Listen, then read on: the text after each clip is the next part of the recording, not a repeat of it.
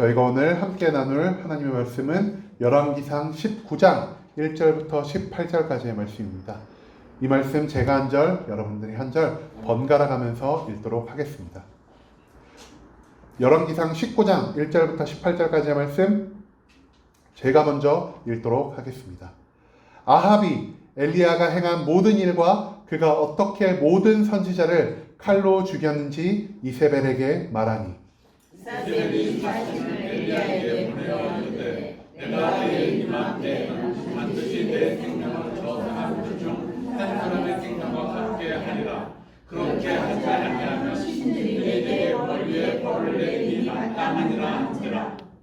그가 이 형편을 보고 일어나 자기의 생명을 위하여 도망하여 유다에 속한 브엘세바에 이르러 자기의 사환을 그곳에 머물게 하고, 자기 자신은 광야로 들어가 깃쯤 가서 한 모든 나무 아래 앉아서 자기 자신을 여호와여 이르되, 여호와여 넉넉하오니 지금 내 생명을 거두시옵소서. 나는 내 조상들보다 낫지 못하니이다 하고, 로뎀나무 아래에 누워 자더니 천사가 그를 어루만지며 그에게 이르되 일어나서 먹으라 하는지라. 문득 머리맡에 숯불에 구운 떡과 한 병물이 있더라. 이에 먹고 마시고 다시 누웠더니 여호와의 천사가 또다시 와서 어루어 만지며 이르되 일어나 먹으라, 내가 갈 길을 다 가지 못할까 하노라 하는지라. 이에 일어나 먹고 마시고 그 음식물의 힘을 의지하여 40주 40야에 가서 하나님의 산 호렙에 이르니라. 엘리야가 그곳 굴에 들어가 거기서 머물더니 여호와의 말씀이 그에게 임하여 이르시되, 엘리야야, 내가 어찌하여 여기 있느냐. 그가 대답하되 내가 만군의 하나님 여호와께 열심히 유전하오니 이는 이스라엘 자손이 주의 언약을 버리고 주의 제단을 헐며 칼로 주의 선지자를 죽였음이오며 오직 나만 남았거늘 그들이 내 생명을 찾아 빼앗으려 하나이다.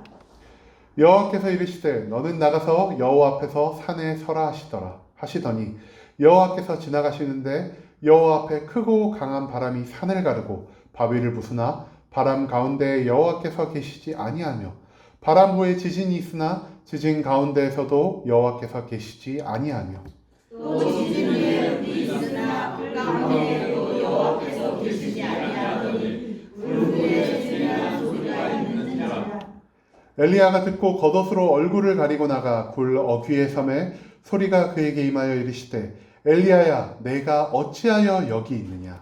그가 대답하되 내가 만군의 하나님 여호와께 열심히 유배하오니 이는 이스라엘 자손이 주의 언약을 버리고 주의 제단을 헐며 칼로 주의 선지자를 죽였음이오며 오직 나만 남았거늘 그들이 내 생명을 찾아 빼앗으려 하나이다.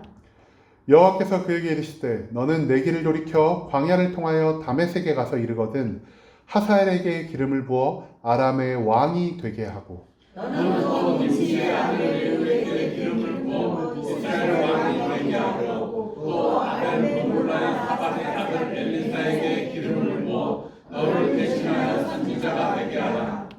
하사엘의 칼을 피하는 자를 예후가 죽일 것이요 예후의 칼을 피하는 자를 엘리사가 죽이리라. 그러나 내가 이스라엘 가운데 7,000명을 남기리니 다 바알에게 무릎을 꿇지 아니하고 다 바알에게 입맞추지 아니한 자니라. 아멘.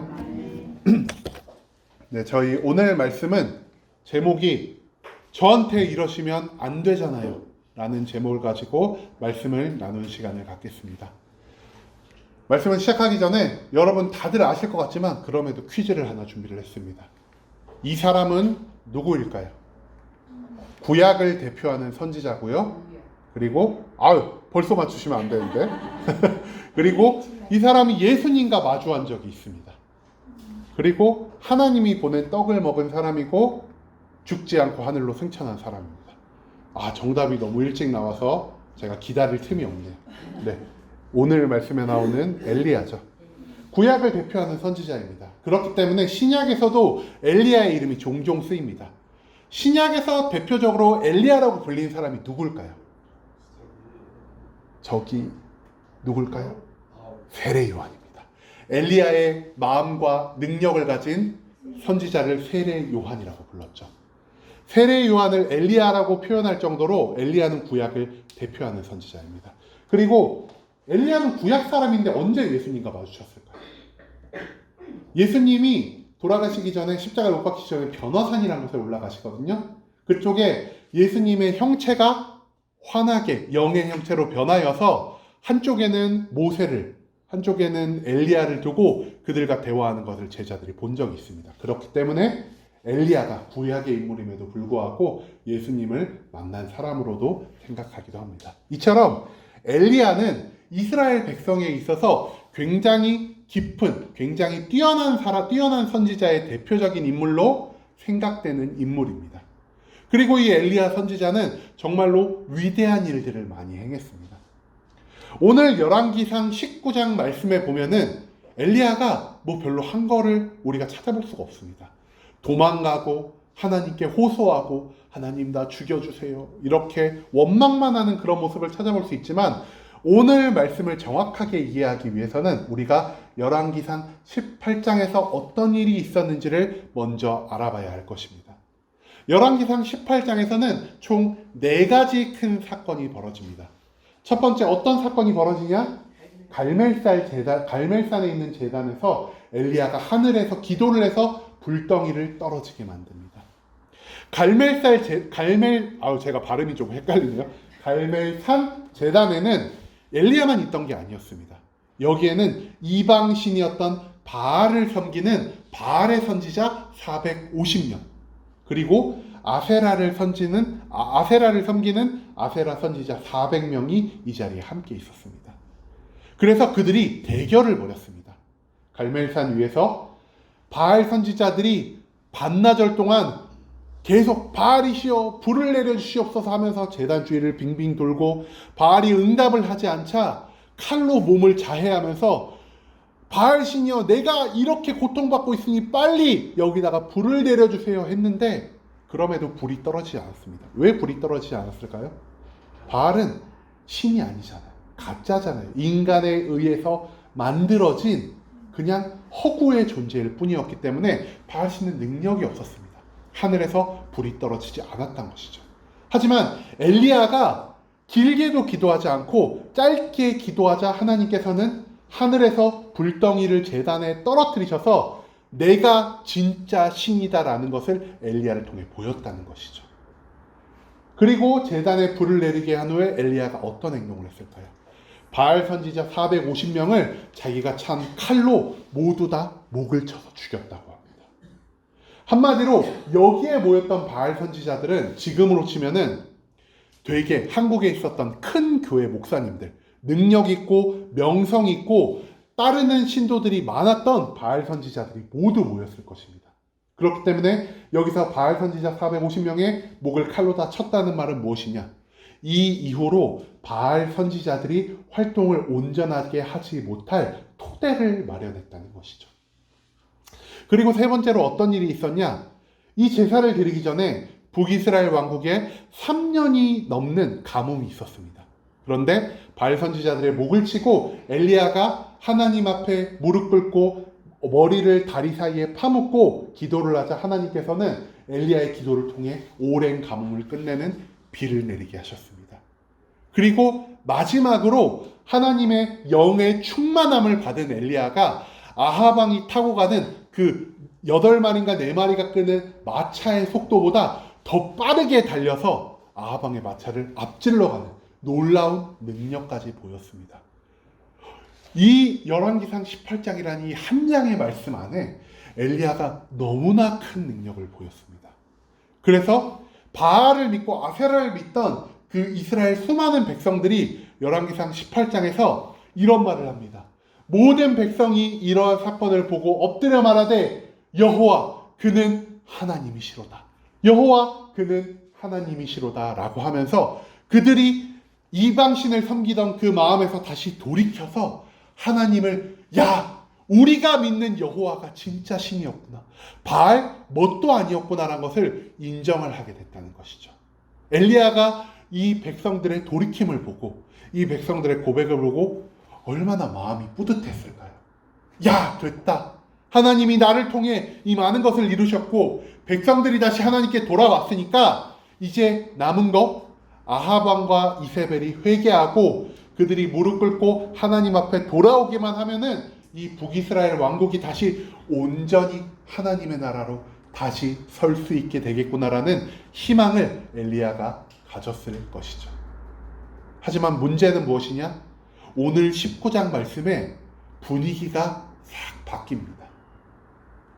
하나님의 엄청난 이 4가지 사건을 경험하고 난 다음에도 아합 왕의 부인 악한 여자의 대명사로 알려진 이세벨은 회개하지 않습니다. 오히려 그는 분노합니다. 분노해서 엘리야에게 사신을 보냅니다. 사신을 보내서 뭐라 그러냐? 엘리야, 내가 아끼는 바알 선지자 450명 죽였지. 너도 그들 중 한 사람처럼 목이 잘려 죽을 거야. 그리고 내가 너를 죽이지 않으면은 내가 믿는 신 바알이 나에게 벌을 더 내리기를 원해. 한마디로 내가 반드시 죽여버릴 거야 라는 말을 엘리야에게 전달하게 됩니다. 엘리야는 당황했을 것입니다. 왜냐? 자기가 생각한 거는 이 결말이 아니었거든요.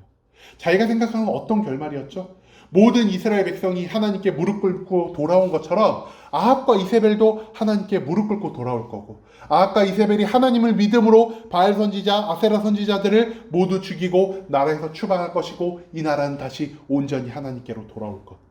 엘리야는 그것을 상상했을 것입니다. 하지만 자기의 뜻대로 풀리지 않고 오히려 이 이세벨이라는 사람이 회개하는 모습도 없이 자기를 죽인다고 말했을 때 엘리야는 갑자기 두려움에 떨기 시작했습니다.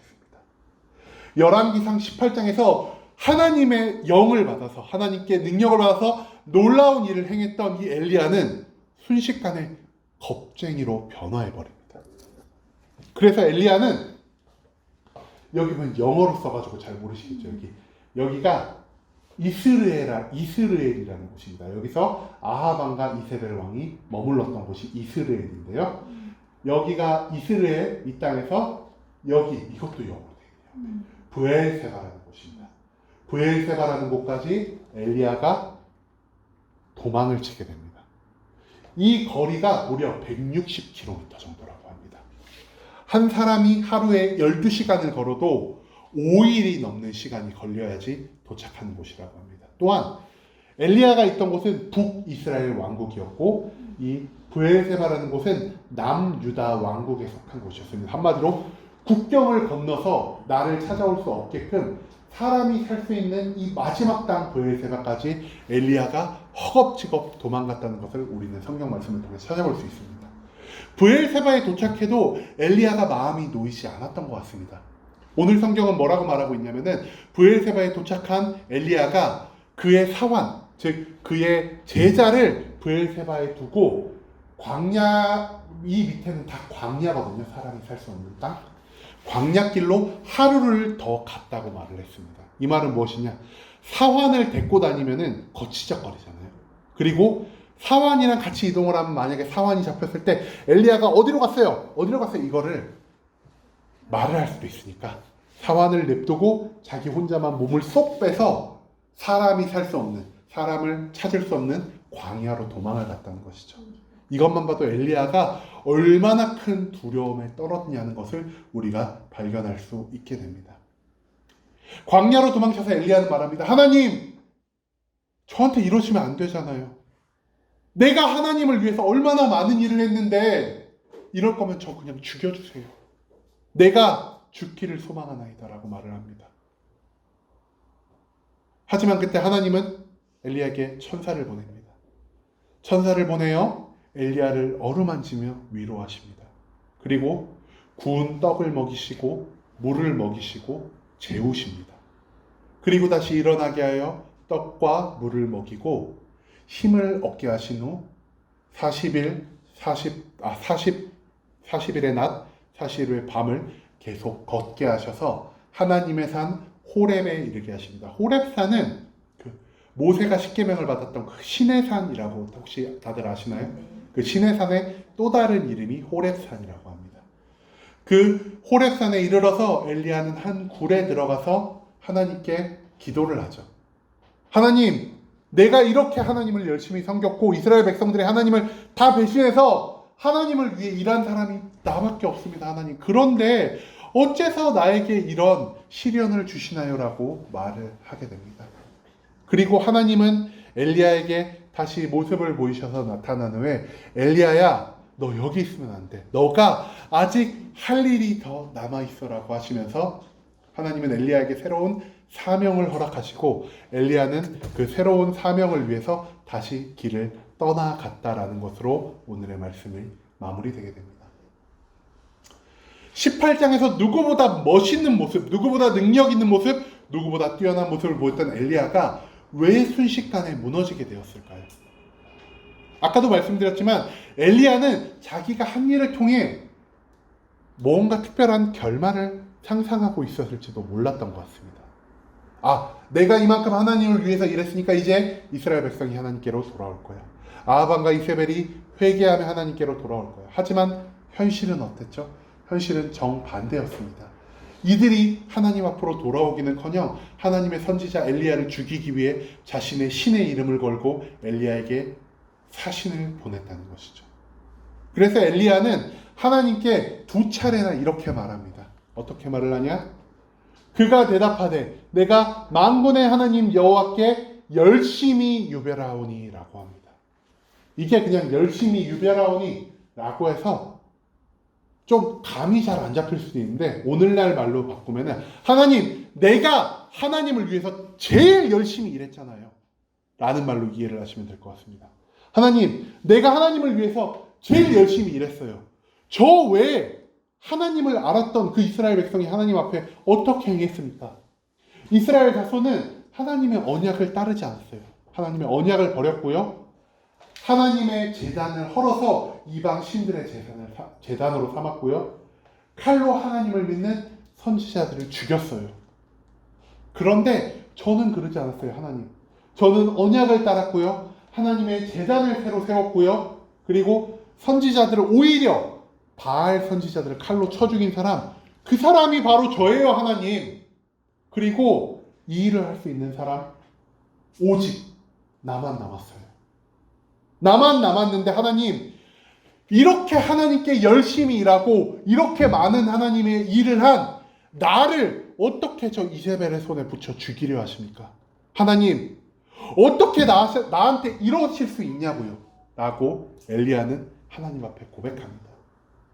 이 말이 오늘 본문 말씀에 몇 번이나 나올까요?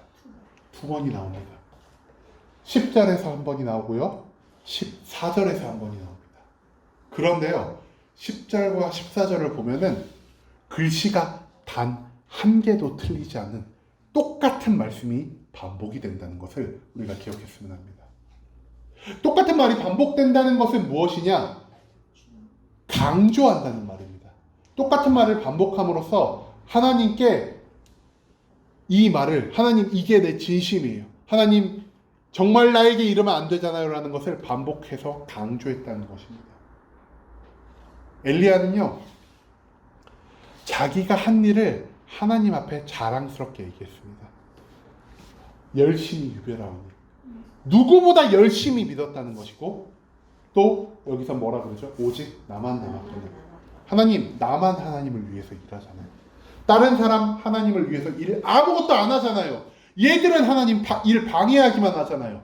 나밖에 없잖아요. 나만 일하잖아요. 나만 열심히 하잖아요 라고 엘리야는 하나님 앞에 말하고 있습니다. 문제는 무엇이냐? 정말로 엘리야만 하나님의 선지자고 엘리야만 하나님의 일을 하고 있었을까요? 엘리야가 혹시 모를 수도 있지 않을까요? 정말 자기만 일한다고 생각을 해서. 그런데요, 열왕기상 18장 13절에 보면요, 이런 말이 나옵니다. 이세벨이 여호와의 선지자들을 죽일 때, 아까 우리가 앞선 말씀에서도 나오죠.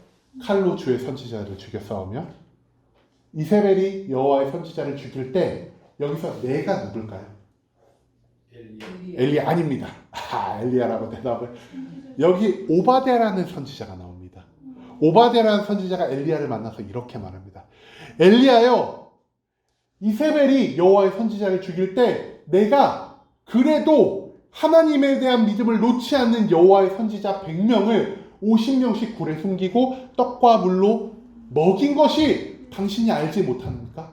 라는 것을 오바댜가 엘리야에게 전달을 합니다. 그 말은 무엇이냐? 엘리야가 뭐라 그랬죠? 앞서서? 오직 나만 남았거든. 나만 남았습니까? 아니요. 최소한 100명이 남았다는 거죠. 오바댜가 엘리야에게 말했고 엘리야는 그걸 알고 있었습니다. 그럼에도 불구하고 엘리야가 뭐라고 하죠? 내가 제일 열심히 믿었잖아요. 100명은 20만 있잖아요. 하나님, 얘들 쓸모없는 놈들이에요. 나만 열심히 일하잖아요. 라는 말을 합니다. 이 말을 우리는 두 글자로 요약해서 뭐라고 말을 할 수가 있을까요? 교만이라고 말할 수 있습니다. 엘리야 교만했습니다. 하나님이 엘리야를 통해 일하시고 엘리야를 통해 너무나 많은 기적과 이사를 보이시자, 그리고 많은 사람들이 엘리야를 칭송했겠죠. 야, 역시 엘리야가 최고야. 엘리야 같은 능력을 보인 사람이 또 누가 있겠어? 이렇게 수많은 사람들이 엘리야를 칭찬해주고 자기를 통해 능력이 발휘되자 엘리야가 교만해졌습니다. 하나님의 선지자 100명이 남았음에도 불구하고 나만 일했다고 하나님 앞에서 누구보다 당당하게 2번씩이나 연속으로 엘리야는 하나님 앞에서 기도합니다. 고백합니다. 엘리야가 이렇게 말하죠. 하나님을 위해서 하나님 나만 일하고 있어요 라고 말합니다. 그런데 하나님께서 이 엘리야의 호소, 이 처절한 기도에 대해 답변을 하십니다. 하나님은 뭐라고 답변하시냐? 아니야 엘리야야, 너 외에도 일할 사람이 너무나 많단다. 너 외에도 일하고 있는 사람이 너무나 많단다 라고 대답을 하십니다. 자, 아까 우리가 엘리야가 어떤 상태에 빠졌다라고 말씀드렸죠? 교만의 상태에 빠졌다고 말씀을 드렸습니다. 교만이란 단어가 이 한자어를 풀이를 해보니까 뜻이 굉장히 재밌더라고요. 이 교만이 한자가 한 글자 한 글자잖아요. 이게 교만할 조자예요. 거만할 만자랍니다. 그러니까 이거 자체로 해석이 안 됩니다. 그래가지고 이 두 글자를 다시 쪼개야지 온전한 해석이 된다고 합니다. 교만할 교자를 한번 해석을 해보면은 말 맞자가 들어가 있죠. 이게 상자인데 무슨 상자냐 하면은 높을 상자라고 합니다. 말이요, 주인의 말을 안 듣고 반항을 할 때 어떻게 하죠? 앞다리를 딱 들고 막 발버둥을 치죠. 그거를 교만한 상태라고 한다는 겁니다. 주인의 말을 들어야 함에도 불구하고 온전히 그 주인의 다스림에 따르지 않고 거부하면서 내가 주인의 위에 있는 것처럼 앞다리를 쳐들고 발버둥 치며 주인을 위협하는 그 행위를 교만하다고 합니다. 그리고 이 거만할 만자, 요자가 예, 한자 공부를 열심히 하신 분이네요. 마음 심자에다가 이게 길 만자라고 합니다. 길다 할 때 마음이 높아진 겁니다. 내가 다른 사람보다 더 낫고 나밖에 이런 일을 할 사람이 없고 한 것처럼 내 콧대가 높아지는 것처럼 내 마음이 길어져서 높아졌다는 것을 의미합니다. 엘리야의 상태가 딱 이러지 않았습니까? 나만 잘났어. 왜 내가 계획을 세웠고 내가 결말을 정해놨는데 하나님 왜 이대로 안 해주시는 거예요? 내가 하나님을 위해 이렇게 열심히 했는데 나 빼고 하나님의 일을 이렇게 열심히 한 사람을 내 주위에서 본 적이 없는데 100명이 있는 걸 알지만 걔는 일도 안 하는 놈들이잖아요. 나만 일하고 있는데 라면서 너무나도 교만한 말을 하나님 앞에서 한 번도 아니라 2번이나 반복하며 말하는 그 엘리야의 모습을 보고 있습니다. 엘리야의 교만 어디서 온 것일까요? 엘리야의 교만은요, 자기 사역에 대한 승리, 성취, 그리고 주변 사람들이 나를 받들어 줄 때 엘리야의 마음속에는 교만이 싹트게 되었다는 것이죠. 엘리야가 처음부터 교만한 사람은 아니었습니다. 우리가 나만 남았거늘, 이게 굉장히 교만한 말이잖아요. 그런데 이 나만 남았거늘을 열왕기상 18장에서도 똑같이 사용을 합니다. 그런데 뉘앙스가 살짝 다릅니다. 열왕기상 18장 22절에서 엘리야가 백성들에게 이렇게 말합니다. 엘리야가 백성들에게 이르되 여호와의 선지자는 나만 홀로 남았으나 바알의 선지자는 450명이로다. 여기서의 나만 홀로 남았으나는 교만한 말이 아닙니다. 이 말은요, 목숨을 각오한 말입니다. 내 혼자 450명의 바알 선지자 앞에 맞서 싸우기 위해 이 자리에 섰다라고 말이죠. 왜 설 수 있었을까요? 여호와 함께 하시고 하나님이 엘리야와 함께 하셨기 때문에, 세상보다 큰 하나님이 나와 함께 하시기 때문에 바알 선지자 450인 앞에 서는 거 나는 두렵지 않아. 이스라엘 백성들아, 바알 선지자 450인보다 더 큰 나와 함께한 하나님을 너희가 이 시간 보고 경험할 것이다라는 믿음의 고백이 나만 홀로 남았으니에 가득 담겨 있었다는 것입니다. 그런데 이 믿음의 고백이 변질되었습니다. 나 죽어도 상관없어. 하나님이 나와 함께 하셔서 너희들이 아무리 많은 수로 내 앞에 서 있어도 나는 당당할 수 있어라는 너무나 아름다운 이 신앙의 고백이 내 안에 교만이 들어가자 하나님은 없고 하나님을 따르는 선지자들이 없어지고 오직 나만 홀로 하나님을 섬기는 듯한 교만의 고백으로 변화하였던 것입니다. 하나님, 나만 남았는데요? 나한테 어떻게 이루실 수 있어요? 나만 남았는데요? 내 뜻대로 해주셔야 될 거 아니에요? 나만 남았는데요? 나를 더 우대해서 사용해 주세요. 엘리야의 교만한 고백, 너무나 은혜로운 고백이 교만이 들어가자 악한 고백으로 변화했다는 것입니다. 엘리야의 마음이 교만이 들어가자 18장에서 그렇게 당당했던 엘리야의 모습이 어떻게 변했죠? 두려움에 떨고요, 도망치는 너무나 나약한 엘리야의 모습으로 바뀌었습니다. 엘리야의 안에 하나님의 영이 충만할 때는 그가 능력을 행하고 450인의 바알 선지자 앞에 당당히 섰지만 하나님의 영 대신 그의 안에 교만이 싹트기 시작하자 엘리야는 누구보다 약하고 볼품없고 도망치는 하찮은 자의 모습으로 변화했다는 사실을 우리가 반드시 기억하기 소망합니다. 하나님은 엘리야의 기도에 이렇게 응답하십니다. 오늘 성경 말씀을 잠깐 찾아보면 마지막 말씀이죠. 그러나 내가 이스라엘 가운데 7,000명을 남기니 다 바알에게 무릎 꿇지 아니하고 다 바알에게 입맞추지 아니한지 아니하라. 엘리야는 몇 명을 알고 있었죠? 100명. 근데 100명 숨어있는 자들이잖아요. 쓸모없는 자들이잖아요. 활동하는 자 나밖에 없잖아요. 하나님 앞에서 오만한 고백을 했습니다. 하나님, 나 없이 하나님이 뭘 할 수 있을 것 같아요? 마치 오늘날에도 그런 말씀을 하는 타락한 목회자들이 있습니다. 나 없이 하나님 뭐 할 수 있을 것 같아요? 나 아니면 하나님 아무 일도 못해요 라고 말하는 그런 교만한 사람들처럼 엘리야의 고백 또한 그만큼 교만했다라는 것이죠. 그때 엘리야에게 하나님 이렇게 응답하십니다. 아니야 엘리야야, 너가 생각하기엔 너만 하나님을 위해서 일하고 있다고 생각하지만 내가 북이스라엘 왕국, 이 타락하고 너무나 하나님을 믿는 사람들이 살기 어려운 환경 속에서도 바알 신에게 무릎 꿇지 않고 바알 신에게 입맞추지 않고 오직 하나님만을 믿고 하나님만을 섬기며 하나님의 뜻대로 살아가려 하는 사람들을 무려 7,000명이나 남겨뒀다라는 말을 엘리야에게 하십니다. 이 말을 들었을 때 엘리야 어떤 심경이었을까요? 엘리야요, 너무나 부끄러웠을 것입니다. 하나님 앞에서 하나님 나 아니면은 하나님 일도 못하죠? 하나님 내가 최고죠? 하나님 그러니까 나 좀 잘 좀 써주세요. 나한테 어떻게 이러실 수 있겠어요? 라고 하는데 하나님이 뜬금없이 야 7,000명이나 있어. 얼마나 부끄러웠을까요? 쥐구멍이라도 있으면 당장이라도 숨고 싶지 않았을까요? 성경에서는 엘리야가 이후에 어떤 감정을 가졌는지, 얼마나 부끄러워했는지 거기에 대해서는 적고 있지는 않습니다. 하지만 성경은 어떻게 적고 있냐? 엘리야가 하나님의 이 말씀을 받은 다음에 하나님의 명령을 위해 다시 세상으로 나아갔다라는 것을 바로 다음 구절에서 적고 있는 걸 발견할 수 있습니다.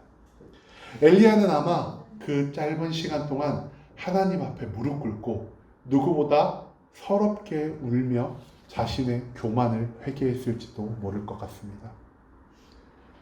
얼마나 부끄러웠을까요? 얼마나 괴로웠을까요?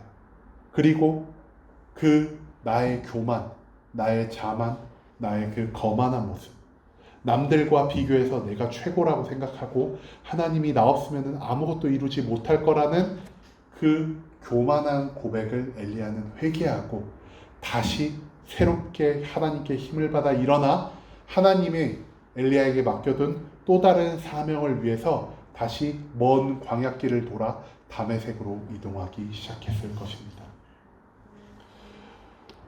우리가 창립 예배를 드렸습니다. 그리고 앞으로 저희 교회는 하나님의 뜻에 따라서 10년이고 20년이고 계속해서 사역을 진행해 나갈 것입니다. 그리고 여기 앉아 계신 분들도 하나님의 뜻에 따라 함께하는 교회에 소속된 성도님들로서 많은 일을 하시고 어떤 분들은 정말 자기가 가진 뛰어난 능력, 하나님께 받은 뛰어난 은사를 통해 교회에 많은 봉사를 하실 것입니다. 그리고 누구보다 앞에 선 이 설교자가 하나님의 말씀을 전하고 교회를 합치게 만들고 교회를 이끌어 나가는 사람으로서 너무나 많은 일을 하며 하나님의 영광을 볼 것이며 하나님이 이 교회를 통해서 이뤄나가는 그 많은 일을 통해 감동받을 거라는 걸 저는 믿어 의심치 않습니다. 하지만 우리가 경계해야 할 것이 있습니다. 너무나 우리가 신앙생활을 오래 하고 우리가 하나님께 너무나 많은 쓰임을 받으면서 나를 통해 너무나 많은 일이 이루어진다면은 우리는 이 엘리야처럼 교만의 늪에 빠질 수 있다라는 것이죠. 교만의 늪에 빠진 자는 어떻게 변화했습니까? 당당하고 능력 있고 멋있는 모습에서 나약해지고 두려워하고 도망치는 모습으로 변화했다는 것을 우리가 반드시 기억했으면 합니다. 신앙생활을 오래 한 우리 모두는 교만이라는 위험 요소를 하나씩 가지고서 신앙생활을 하고 있다는 것을 우리가 잊지 않길 소망합니다. 교만이란 것은 우리가 신앙생활을 하면 할수록, 오래 하면 오래 할수록, 교회에서 더 많은 봉사를 하면 할수록 하나님을 더 가까이서 믿고 하나님께 더 많은 능력을 받을수록 우리의 품 안을 조금씩 더 가까이 파고들며 우리의 마음속에 하나님의 영 대신에 그 자리를 차지하고자 합니다. 오죽했으면 구약을 대표하는 하나님의 신실한 선지자 엘리야조차 이 교만을 벗어버리지 못하고 자신의 마음속에 하나님의 영 대신 교만을 잠깐이나마 심었다는 사실을 우리가 잊지 않기를 원합니다. 엘리야 안에서도 심어질 수 있었던 그 교만이 오늘날 우리 여기 앉아 계시는 모든 성도님들과 앞에서 말씀을 전하는 이 설교자의 마음에도 언제든 심겨질 수 있는 위험을 가지고 있다는 사실 우리가 기억하며 우리가 마음속에 하나님, 우리의 마음속에 교만이 심겨지지 않기를 원합니다. 오직 우리의 마음이 하나님의 영으로만 가득 채워지길, 하나님의 성령으로만 충만할 수 있기를 소망합니다라고 고백하며 매일매일을 우리가 초심을 찾고 매일매일 하나님을 향한 그 첫사랑, 그리고 하나님 앞에서 누구보다 겸손하고 낮아짐으로 신앙생활을 할 수 있는 우리 모든 함께하는 교회 성도님들이 되시길 하나님의 이름으로 축원합니다.